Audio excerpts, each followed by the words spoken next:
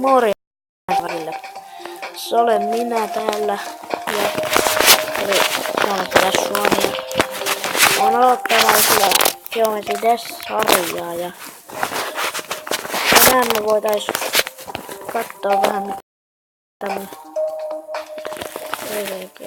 tässä muualle. Mun kaveri on laittanut sen. Laitetaas Cloudflower. Eli täälläkin sitten lukee sen Flowers. On tää tietenkin aina pieni. En mä edes oo täällä. No, täällä. Joo, mutta voitais aloittaa ihan suoraan sanoen. Mä en oo niin hyvä geometri varmaan kuin luulette. Mä oon päässyt tähän asti.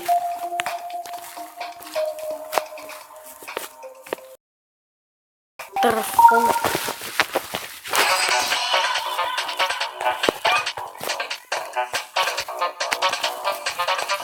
Mun käteen sit vähän sattuu, niin älkää ihmetelkö jos mä kuolen. Oho.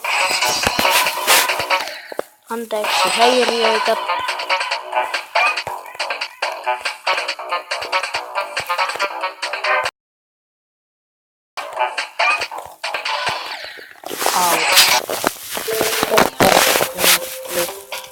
Mä en tykkää siis yhtään.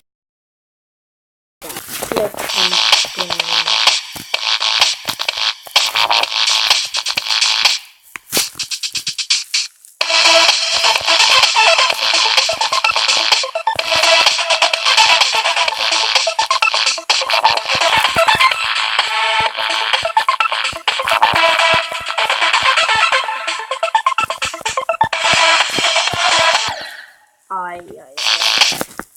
No, yksi peräislaukka. Yksi sokoforri on mulle tosi vaikea. Ja kaveri on päässyt läpi. Se on mulle vaikea. Ja peli on mulle kyllä haastava. Geometry Dash.